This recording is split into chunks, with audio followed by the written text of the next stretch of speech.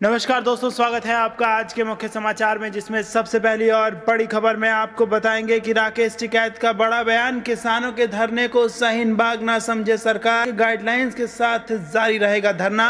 दूसरी बड़ी खबर में जिक्र होगा कि पीएम मोदी के खिलाफ याचिका दायर, दंपत्ति ने की कृषि कानून वापस लेने की मांग।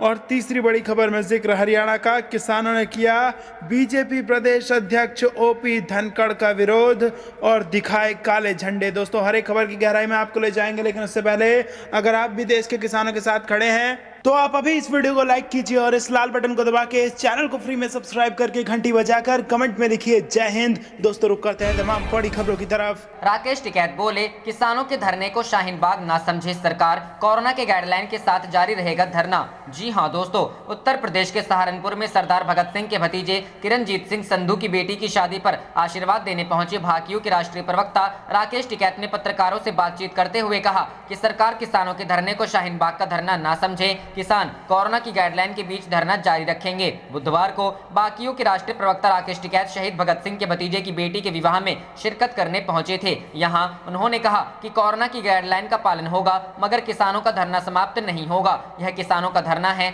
सरकार इसे शाहीन बाग ना समझे। भाकियू के प्रदेश उपाध्यक्ष के नामांकन करने पर बोले, यह चुनाव विधानसभा का नहीं है। राज्य महिला आयोग की सदस्य के त्याग पत्र पर कहा कि और भी लोग भाजपा छोड़कर आएंगे, क्योंकि यह किसी पार्टी की सरकार नहीं बल्कि पूंजीपतियों की सरकार है। रुख करते हैं अगली खबर की तरफ। पीएम के खिलाफ याचिका दायर, दंपत्ति ने की कृषि कानून वापस लेने की मांग। जी हां दोस्तों, मध्य प्रदेश के जबलपुर में प्रधानमंत्री नरेंद्र मोदी के खिलाफ याचिका दायर कर ली गई है। दरअसल जबलपुर निवासी स्टैनली जॉन लुइस व उनकी पत्नी शशि स्टेला लुइस ने मध्य प्रदेश हाईकोर्ट में प्रधानमंत्री नरेंद्र मोदी के खिलाफ याचिका दायर की है। भारतीय गरीब पार्टी किसान मोर्चा के राष्ट्रीय अध्यक्ष स्टैनली और महिला मोर्चा की राष्ट्रीय अध्यक्ष शशि स्टेला लुइस ने याचिका में कहा है कि किसान विरोधी तीनों कानून वापस ले लिए जाएं, साथ ही जिन किसानों ने आंदोलन करते हुए प्राण गंवाए हैं उनके परिजनों को 1-1 करोड़ रुपए की राहत राशि प्रदान की जाए। शहीद किसान मेमोरियल भी बनाया जाए। याचिका दायर करने वाले दंपत्ति को उच्च स्तरीय सुरक्षा दिए जाने की भी मांग की गई है। जानकारी के मुताबिक याचिका पर सुनवाई के दौरान स्टैनली ही कोर्ट में पैरवी करेंगे।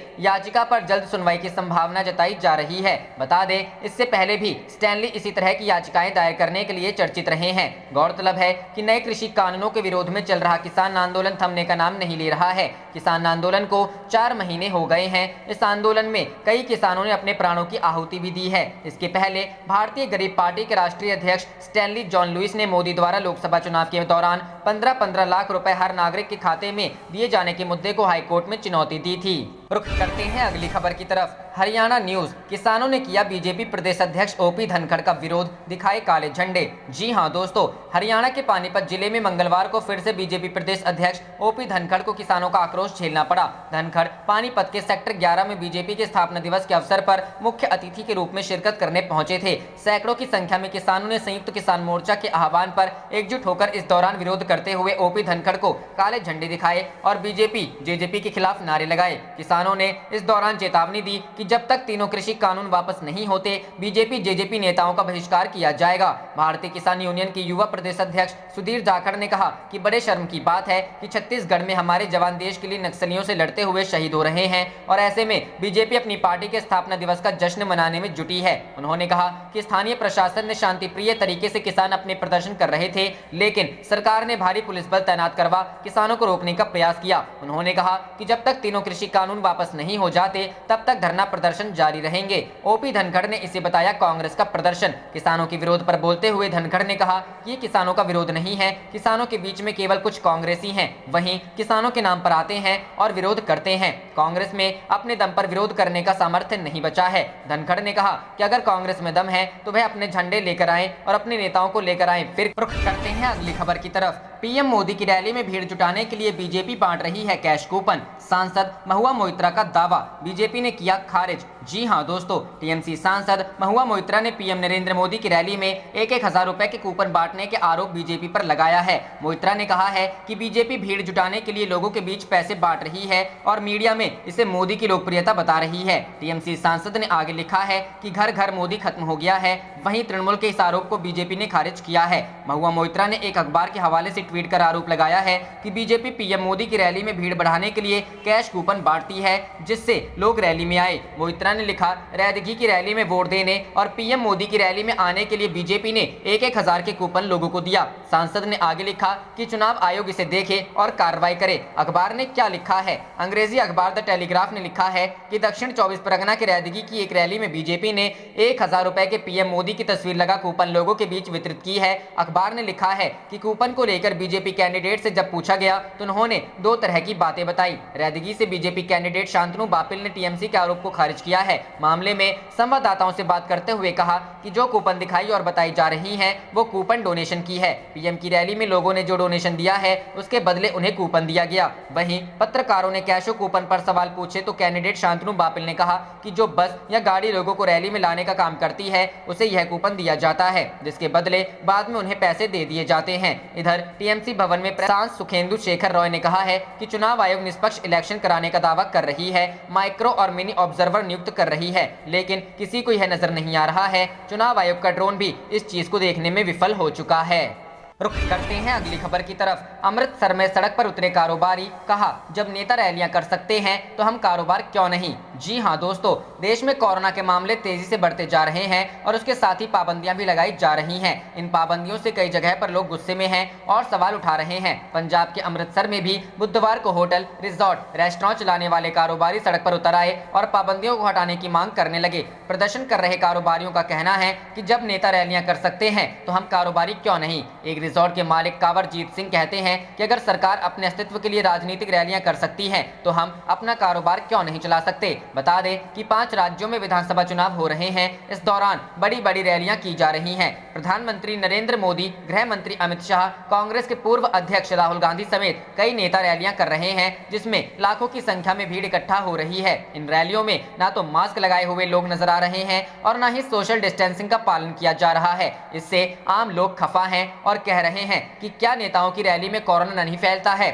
आपको बता दें कि पंजाब में कोरोना के मामले तेजी से बढ़ रहे हैं। पंजाब में कोरोना के 80% मामले यूके वेरिएंट वाले पाए गए हैं। जीनोम सीक्वेंसिंग के बाद इस बात की पुष्टि हुई है। यह आयोजनों के चलते हुआ है जिनमें स्थानीय चुनाव, शादियां और किसानों के प्रदर्शन जैसे आयोजन शामिल हैं। इसके बाद से ही पंजाब सरकार ने प्रदेश में पाबंदियां लागू कर दी हैं। 10 अप्रैल तक प्रदेश के 11 जिलों में रात 9 बजे से सुबह 5 बजे तक नाइट कर्फ्यू लगाया गया है। इसके साथ ही किसी भी आयोजन पर मनाही है, यहाँ तक कि कोई भी आदमी अपने यहाँ 10 से अधिक गेस्ट नहीं बुला सकता है। इन पाबंदियों का सबसे ज्यादा असर कारोबारियों पर पड़ रहा है। लॉकडाउन के दौरान कारोबारियों को बहुत नुकसान झेलना पड़ा था। अब एक बार फिर पाबंदी लगने से उनका नुकसान और बढ़ गया है। खासतौर पर होटल इंडस्ट्री मुश्किल दौर से गुजर रही है। नाइट कर्फ्यू के कारण कोई भी होटल में नहीं रुक रहा है और रेस्टोरेंट की बिक्री भी काफी कम हो गई है। रुख करते हैं अगली खबर की तरफ। हरियाणा में किसानों ने भाजपा सांसद का घेराव किया, कार के शीशे को क्षतिग्रस्त किया। जी हां दोस्तों, हरियाणा में प्रदर्शनकारी किसानों ने मंगलवार को सत्तारूढ़ भाजपा के एक सांसद का घेराव किया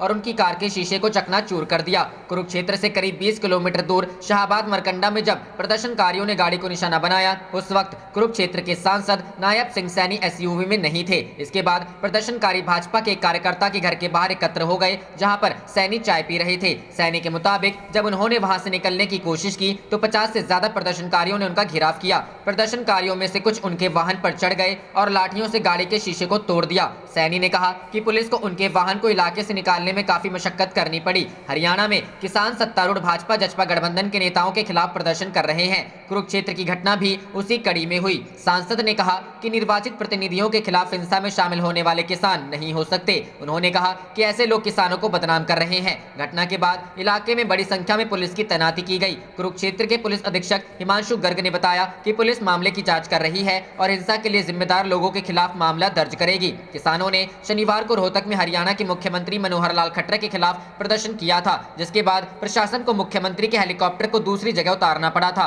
किसानों ने पिछले सप्ताह हिसार हवाई अड्डे के बाहर उप मुख्यमंत्री दुष्यंत चौटाला के खिलाफ प्रदर्शन किया था। किसान नेताओं ने कहा है कि वे भाजपा और उसके सहयोगी दलों के नेताओं का शांतिपूर्ण तरीके से सामाजिक बहिष्कार करना जारी रखेंगे। किसान केंद्र के 3 3 कृषि कानूनों को रद्द करने की मांग कर रहे हैं। रुख करते हैं अगली खबर की तरफ। ममता बनर्जी का बड़ा आरोप, केंद्रीय सुरक्षा बल डरा धमकाकर बीजेपी के लिए वोट करने को कह रहे, चुनाव आयोग ने मूंदी आंखें। जी हां दोस्तों, पश्चिम बंगाल की सीएम और टीएमसी प्रमुख ममता बनर्जी ने आरोप लगाया है कि चुनाव बंदोबस्त में लगे केंद्रीय सुरक्षा बलों का दुरुपयोग किया जा रहा है। वोटरों को डरा धमकाकर एक पार्टी विशेष के लिए वोट करने को कहा जा रहा है। ममता ने चुनाव आयोग पर भी अनदेखी करने का आरोप लगाया। पश्चिम बंगाल में 31 सीटों के लिए तीसरे चरण का मतदान हो रहा है। ममता बनर्जी ने एक ट्वीट करते हुए कहा है, केंद्रीय बलों का व्यापक दुरुपयोग बेरोक-टोक जारी है। इस मुद्दे को बार-बार उठाने के बावजूद चुनाव आयोग मूक दर्शक बना हुआ है। कई जगह सुरक्षा बल खुलेआम टीएमसी को वोटरों को डरा धमकाकर और प्रभावित करके उन्हें एक पार्टी के पक्ष में वोट डालने को कह रहे हैं। इससे पहले ममता ने अपने वोटरों से अपील करते हुए कहा था, मैं बंगाल की मां माटी मानुष से अपील करती हूं कि वे वोट करने के अपने लोकतांत्रिक अधिकार का प्रयोग करें।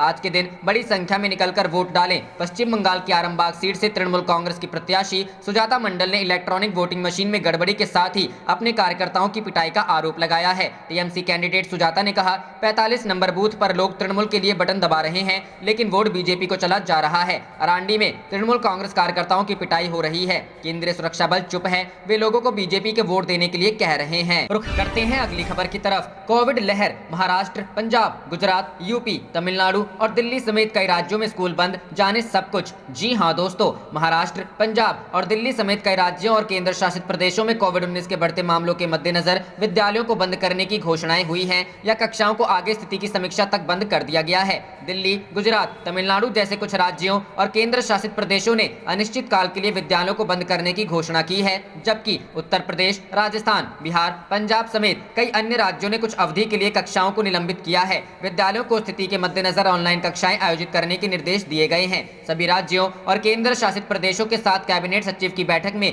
केंद्रीय स्वास्थ्य मंत्रालय द्वारा पेश किए गए दस्तावेजों में बताया गया कि 31 मार्च तक पिछले 2 सप्ताह में सर्वाधिक दैनिक मामलों और संक्रमण से मरने वाले मरीजों की संख्या के लिहाज से महाराष्ट्र और पंजाब सबसे ज्यादा प्रभावित राज्य हैं। दिल्ली सरकार ने पिछले सप्ताह घोषणा की थी कि अगले आदेश तक नए शैक्षणिक सत्र में किसी भी विद्यार्थी को विद्यालय नहीं बुलाया जाएगा। दिल्ली के स्वास्थ्य विभाग ने बताया कि राष्ट्रीय राजधानी में कोविड-19 के 4033 नए मामले सामने आए हैं, जो कि इस साल का सबसे ज्यादा आंकड़ा है। यह संक्रमण दर बढ़कर 4.64% हो गया। बॉक्स कहां कैसी व्यवस्था। जम्मू कश्मीर केंद्र शासित प्रदेश में प्रशासन ने 5 अप्रैल से अगले 2 सप्ताह के लिए 9वीं कक्षा तक के विद्यार्थियों के लिए विद्यालय बंद करने की घोषणा की। पुडुचेरी केंद्र शासित प्रदेश में भी सभी विद्यालयों को 22 मार्च से ही बंद करने के आदेश दिए गए थे। उत्तर प्रदेश राज्य सरकार ने 8वीं कक्षा तक के विद्यार्थियों के लिए 11 अप्रैल तक विद्यालय बंद करने की घोषणा की। इससे पहले राज्य सरकार ने 31 मार्च तक सभी विद्यालयों को बंद करने की घोषणा की थी। महाराष्ट्र राज्य में सिर्फ 10वीं और 12वीं की कक्षा तथा महाराष्ट्र लोक सेवा आयोग परीक्षा की तैयारी कर रहे उम्मीदवारों को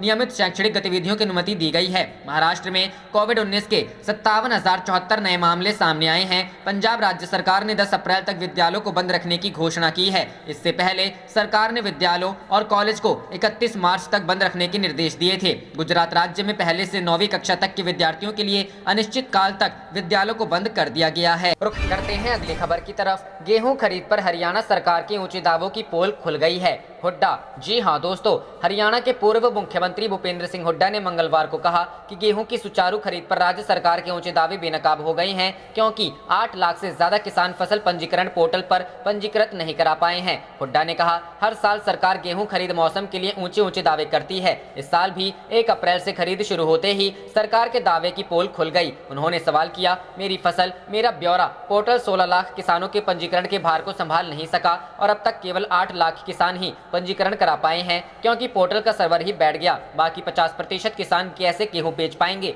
राज्य में विपक्ष के नेता हुड्डा ने दावा किया कि किसान के प्रति सरकार का रुख पूरी तरह नकारात्मक है, क्योंकि पंजीकरण, फसल में नमी आदि के बहाने गेहूं की खरीद में देरी की जा रही है। हुड्डा ने कहा कि ऐसा इसलिए हो रहा है क्योंकि किसानों ने केंद्र में भाजपा नेतृत्व वाली सरकार के तीनों कृषि कानूनों का विरोध किया। उन्होंने संवाददाताओं से कहा, अकेले हरियाणा में ही बीमा कंपनियों ने पिछले 3 वर्षों में फसल बीमा के 1,96,795 दावों को खारिज कर दिया। रुख करते हैं अगली खबर की तरफ। बंगाल चुनाव 2021 फेज 3 वोटिंग, 3 जिलों की 31 सीटों पर करीब 80% मतदान। चौथे चरण की वोटिंग 10 अप्रैल को। जी हां दोस्तों, तीसरे चरण की वोटिंग पश्चिम बंगाल विधानसभा चुनाव के तीसरे चरण में आज करीब 80% लोगों ने अपने मताधिकार का इस्तेमाल किया। मंगलवार को 3 जिलों की 31 विधानसभा सीट के 205 उम्मीदवारों की किस्मत मतदाताओं ने इलेक्ट्रॉनिक वोटिंग मशीन में लॉक कर दी। इसके साथ ही राज्य की 91 विधानसभा सीटों का चुनाव समाप्त हो गया। अब 5 चरणों में 203 सीटों के लिए मतदान बाकी है। चौथे चरण की वोटिंग 10 अप्रैल को, 5वें चरण की वोटिंग 17 अप्रैल को, 6वें चरण की वोटिंग 22 अप्रैल को, 7वें चरण की वोटिंग 26 अप्रैल को और 8वें एवं अंतिम चरण की वोटिंग 29 अप्रैल को होगी। सभी 294 सीटों की मतगणना एक साथ 2 मई को कराई जाएगी। रुख करते हैं अगली खबर की तरफ। बढ़ते कोरोना मामले पर टिकैत बोले, पूरे देश में लग जाए लॉकडाउन, आंदोलन नहीं होगा खत्म। जी हां दोस्तों, देश भर में कोरोना के मामले बढ़ते जा रहे हैं और हालात फिर बिगड़ते गए हैं। कोरोना के कारण हर तरफ खतरा बढ़ गया है। ऐसे में दिल्ली की सीमाओं पर बैठे सैकड़ों की संख्या में किसानों पर भी कोरोना का सीधा खतरा बना हुआ है। लेकिन किसान इस आंदोलन को न खत्म करने की बात दोहरा रहे हैं। बीते कुछ समय से कोरोना ने ऐसी स्पीड पकड़ी कि 7-8 महीने का रिकॉर्ड टूट गया है। देश में पहली बार अब तक एक दिन में 1 लाख से ज्यादा मरीज मिल रहे हैं। लेकिन कृषि कानून के खिलाफ हो रहे विरोध में किसान ऐसे खतरा होने के बावजूद हटने का विचार नहीं कर रहे हैं। भारतीय किसान यूनियन के नेता राकेश टिकैत ने इस मसले पर बात करते हुए INS से कहा कि इसको शाहीन बाग मत बनाने दो उन लोगों को। पूरे देश में लॉकडाउन लग जाए लेकिन यह आंदोलन खत्म नहीं होगा। जो भी कोरोना गाइडलाइंस होगी उसका पालन आंदोलन स्थलों पर किया जाएगा। हालांकि बॉर्डर पर किसान कोरोना नियमों की साफ अनदेखी भी कर रहे हैं। किसान ना तो मुंह पर मास्क और ना ही सैनिटाइजर इस्तेमाल करते नजर आते हैं, जिससे कोरोना का खतरा किसानों पर ज्यादा बढ़ जाता है। दिल्ली सरकार द्वारा जारी बुलेटिन के अनुसार राष्ट्रीय राजधानी में सोमवार को 3,548 नए मामले दर्ज होने के बाद कुल मामले 6,79,962 हो गए हैं। वहीं पॉजिटिविटी रेट 5.54% है। यह लगातार चौथा दिन है कि जब दिल्ली में 3,500 से ज्यादा मामले दर्ज हुए हैं। इससे पहले रविवार को यहां 4,033 नए मामले दर्ज किए गए थे, जो कि साल 2021 का सबसे बड़ा दैनिक आंकड़ा था। वहीं 3 अप्रैल को 3,567 और 2 अप्रैल को 3,594 मामले सामने आए थे। दूसरी ओर सरकार और किसान संगठनों के बीच 11 दौर की वार्ता हो चुकी है, लेकिन अभी तक कोई नतीजा नहीं निकल सका है। दूसरी ओर फिर से बातचीत शुरू हो, इसके लिए किसान और सरकार दोनों तैयार है, लेकिन अभी तक बातचीत की टेबल पर नहीं आ पाए हैं। दरअसल 3 नए अधिनियमित खेत कानूनों के खिलाफ किसान 26 नवंबर से राष्ट्रीय राजधानी की विभिन्न सीमाओं पर विरोध प्रदर्शन कर रहे हैं। किसान उत्पाद व्यापार और वाणिज्य संवर्धन और सुविधा अधिनियम 2020, मूल्य आश्वासन और कृषि सेवा अधिनियम 2020 और आवश्यक वस्तु संशोधन अधिनियम 2020 पर किसान सशक्तिकरण और संरक्षण समझौता हेतु सरकार का विरोध कर रहे हैं। रुख करते हैं अगली खबर की तरफ। बंगाल के आरामबाग में टीएमसी बीजेपी कार्यकर्ताओं में भिड़ंत, ममता ने केंद्रीय फोर्स पर उठाए सवाल। जी हां दोस्तों, पश्चिम बंगाल में मंगलवार को तीसरे चरण का मतदान हो रहा है। राज्य में अलग अलग इलाकों से हिंसा की खबरें आ रही हैं, साथ ही ईवीएम में गड़बड़ी का आरोप है। बंगाल के आरामबाग में मंगलवार को बीजेपी और टीएमसी के कार्यकर्ता आमने सामने आ गए। यहाँ मतदान के दौरान बीजेपी और टीएमसी के कार्यकर्ता भिड़ गए, जिसके बाद माहौल तनाव भरा हो गया और सुरक्षा बलों के बीच बचाव के लिए आना पड़ा। आरामबाग में बवाल के बाद टीएमसी उम्मीदवार सुजाता मंडल ने केंद्रीय फोर्सेस पर आरोप लगाया। सुजाता मंडल ने कहा कि जहां पर टीएमसी मजबूत है वहां हालात ठीक नहीं है। बूथ नंबर 45 पर लोग टीएमसी को वोट डाल रहे हैं, लेकिन जहां बीजेपी को रहा है यहां पर केंद्रीय फोर्स भी सही से काम नहीं कर रही है। बंगाल में मतदान के बीच हो रहे बवाल को लेकर मुख्यमंत्री ममता बनर्जी ने भी सवाल खड़े कर दिए हैं। ममता बनर्जी ने आरोप लगाया कि बंगाल में केंद्रीय फोर्स का गलत इस्तेमाल हो रहा है। चुनाव आयोग के सामने हमने कई बार मसले को उठाया है, लेकिन कोई एक्शन नहीं लिया गया है। केंद्रीय फोर्स कई जगह टीएमसी के कार्यकर्ताओं को रोक रहे हैं और वोटरों को एक पार्टी को वोट डालने के लिए कह रहे हैं। आपको बता दें कि बंगाल में आज 31 सीटों पर वोट डाले जा रहे हैं। सुबह से ही टीएमसी और बीजेपी की ओर से एक दूसरे पर आरोप लगाए जा रहे हैं। टीएमसी ने बंगाल की कई विधानसभाओं में पोलिंग बूथ पर गड़बड़ी होने का आरोप लगाया है। साथ ही बीजेपी की ओर से टीएमसी पर कार्यकर्ताओं को धमकाने का आरोप लगाया गया है। रुख करते हैं अगली खबर की तरफ। ममता बनर्जी का बड़ा आरोप, केंद्रीय सुरक्षा बल डरा धमकाकर बीजेपी के लिए वोट करने को कह रहे, चुनाव आयोग ने मूंदी आंखें। जी हां दोस्तों, पश्चिम बंगाल की सीएम और टीएमसी प्रमुख ममता बनर्जी ने आरोप लगाया है कि चुनाव बंदोबस्त में लगे केंद्रीय सुरक्षा बलों का दुरुपयोग किया जा रहा है। वोटरों को डरा धमकाकर एक पार्टी विशेष के लिए वोट करने को कहा जा रहा है। ममता ने चुनाव आयोग पर भी अनदेखी करने का आरोप लगाया। पश्चिम बंगाल में 31 सीटों के लिए तीसरे चरण का मतदान हो रहा है। ममता बनर्जी ने एक ट्वीट करते हुए कहा लिखा है, केंद्रीय बलों का व्यापक दुरुपयोग बेरोक टोक जारी है। इस मुद्दे को बार बार उठाने के बावजूद चुनाव आयोग मूक दर्शक बना हुआ है। कई जगह सुरक्षा बल खुलेआम टीएमसी को वोटरों को डरा धमकाकर और प्रभावित करके उन्हें एक पार्टी के पक्ष में वोट डालने को कह रहे हैं। इससे पहले ममता ने अपने वोटरों से अपील करते हुए कहा था, मैं बंगाल की मां माटी मानुष से अपील करती हूं कि वो वोट करने के अपने लोकतांत्रिक अधिकार का प्रयोग करें। आज के दिन बड़ी संख्या में निकलकर वोट डालें। पश्चिम बंगाल की आरामबाग सीट से तृणमूल कांग्रेस की प्रत्याशी सुजाता मंडल ने इलेक्ट्रॉनिक वोटिंग मशीन में गड़बड़ी के साथ ही अपने कार्यकर्ताओं की पिटाई का आरोप लगाया है। टीएमसी कैंडिडेट सुजाता ने कहा, 45 नंबर बूथ लिए बटन दबा रहे हैं लेकिन वोट बीजेपी को चला जा रहा है। अरांडी में तृणमूल कांग्रेस कार्यकर्ताओं की पिटाई हो रही है। केंद्रीय सुरक्षा बल चुप है, वे लोगों को बीजेपी को वोट देने के लिए कह रहे हैं। रुख करते हैं अगली खबर की तरफ। दिल्ली में 30 अप्रैल तक नाइट कर्फ्यू, रात 10 बजे से सुबह 5 बजे तक आवाजाही पर रोक। जी हां दोस्तों, कोरोना वायरस की चौथी लहर पर काबू पाने के लिए राजधानी दिल्ली में नाइट कर्फ्यू लगेगा। दिल्ली सरकार ने 30 अप्रैल तक रात 10 बजे से सुबह 5 बजे के बीच कर्फ्यू लगाने का आदेश दिया है। इस दौरान जरूरी सेवाओं और इमरजेंसी मूवमेंट की परमिशन होगी। आप देख रहे थे आपका अपना चैनल जय हिंद जय भारत।